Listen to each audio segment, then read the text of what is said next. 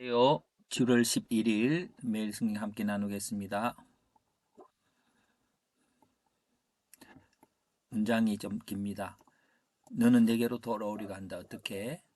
타인의 아내가 된 이전 아내를 남편이 다시 받으면 땅이 더러워진다고 말하면서 자, 오늘 그런데 이걸 하면서 전체 문맥으로 보면 이 본문에 내게로 돌아오려냐라고 이렇게 말씀하지만 실제로 하나님의 뜻은 너는 내게로 돌아오려고 어,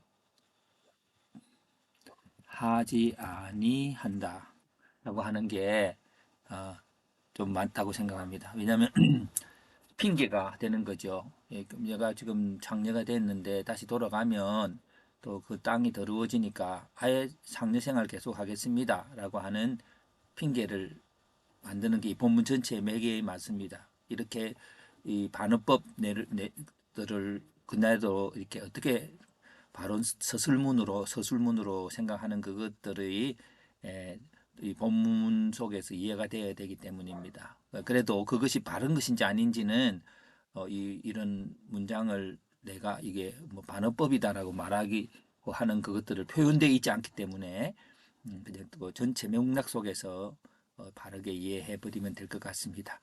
자, 두 번째, 너는 수치를 알지 못한다. 왜 장래의 낯을 가졌으므로 장래 행위란 아라비 사람같이 없는과 행악으로 땅을 더럽히는 장래의 낯을 가져서 그 문화가 전부 다 간음을 행하니까 수치스럽다고 생각하지 않는 것이죠. 너는 악을 행하면서도 하나님은 계속 노하지는 않을 것이라고 한다. 왜? 하나님은 나의 아버지시고 청년 시절의 보호자이기 때문에 하나님의 긍휼을 또 핑계 삼는 거죠. 그는 내게로 돌아올 것이라고 하였다. 언제 행음한 후에 하나님이 그리 믿는 거죠. 자매 유다는 그가 아직 내게로 돌아오지 아니한 것을 보았다. 음, 그 그는 이스라엘이죠.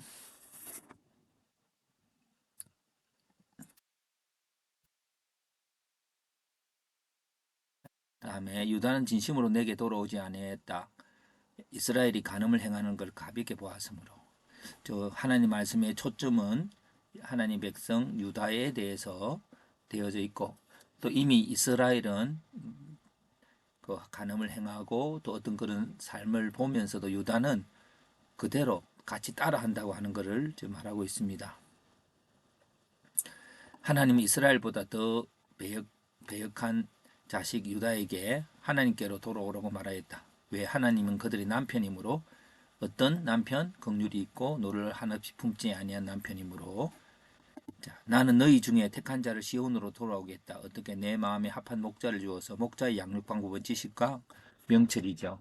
예. 마지막 문다. 사람들은 예루살렘을 여호와의 보좌라고 말할 것이다. 언제? 번성할 때에 왜 언약궤를 찾거나 말하지 않으며 모든 백성이 여호와의 이름으로 예루살렘에 모이고 악한 마음대로 행하지 않으며 조상들이 기업으로 준 땅에 이르며 어떻게 해서 유다가 이스라엘과 동행해서 그렇게 해서 이건 형제를 말하겠죠. 자, 그럼 오늘 본문은 이것에서 패턴화를 하는 게 아니라 이 전체를 가지고 질문을 하나 만들었습니다. 이렇게 전체 요약을 보면서 이 전체가 어떻게 흘러가고 있는지를 보면서 여기에는 하나님께서 유다 앞부분은 너희가 내게로 돌아오려고 하지 않는다. 그리고 요게 이제 키포인트가 되겠습니다. 하나님께서는 내 마음에 합한 목자를 주어서 돌아오게 하겠다. 그렇게 하는 그것이죠. 근데 그 돌아오게 하는데 어떤 왜 돌아오게 하느냐 하면은 이렇게 되는 거죠. 예. 왜? 내가 그들의 남편이 되므로 그렇게 그래가지고 이제 그렇게 해서 이제 이 부분이 이제 어떻게 돌아올 것인가 할 때에 이제 그 부분들이 좀 나오고 있습니다. 그래서 저는 이거 한 문장으로 적어봅니다. 전체 요약. 질문과 적용을 할 때 하나님은 가늠한 유다가 어떻게 하나님께 돌아오게 할 것인가 이렇게 한번 하는 질문들을 먼저 하고 그걸 갖고 이제 어디서 어떻게 왜라고 하는 어, 질문으로 답을 한 다음에 아 이게 주제가 되겠구나 하고 이제 말을 한 거죠. 그래서 어디서 돌아오게 합니까? 백성들이 모인 예루살렘. 그 두 예루살렘이라고 한 거는 언약궤가 있는 언약궤를 찾지 않겠다고 하는 말은 예레미야서 전체에 보면 하나님이 새 언약으로 말씀에 새기는 하나님 말씀을 말합니다. 그러니까 겉에 있는 어떤 말씀이 아니라 내 마음에 믿어지는 말씀이 주어지는 것이죠. 진심 어린 믿음이 생기는 거죠. 자, 이것은 외부적인 형식적 신앙을 말하는 거고요. 어떻게 하나님께서 하나님의 마음에 합한 목자를 주어서 그 하나님의 마음이라는 게 무엇일까요?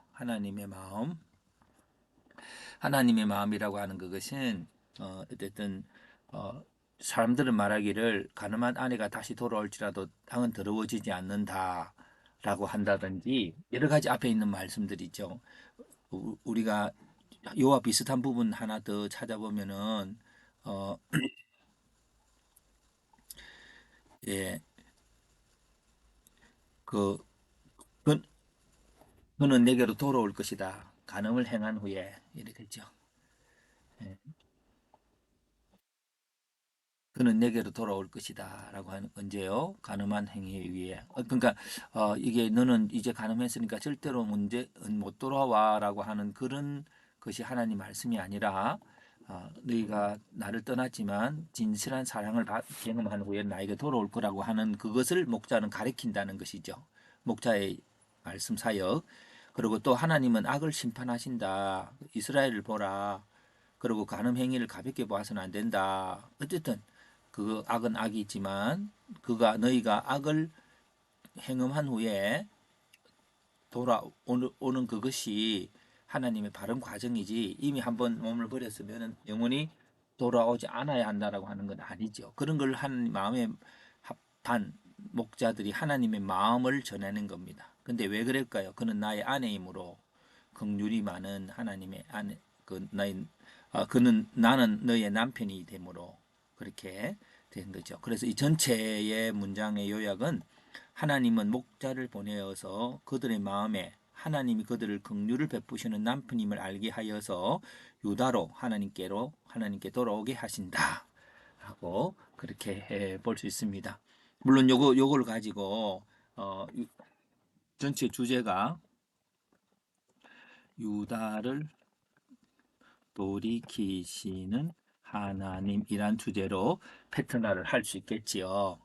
예, 그러나 이제 오늘 너무 문장이 길어서 오늘 이런 부분만 저희들이 가는 그 핵심을 찾고 그 핵심 속에서 하나님 오늘 우리들을 괜찮아. 네가 지금 뭐 악을 행하는 건 뭐 분명히 어려움도 있었겠지만 하나님 마음은 다시 돌아와야 돼. 내가 너를 돌아올 수 있는 충분한 스페이스를 만들어 놓고 있어라고 하는 그 하나님의 마음을 예수 그리스도를 통해서 우리에게 전해 주시고 또 우리로 믿게 하시고 하는 그 하나님의 역사를 오늘 경험하기를 바랍니다.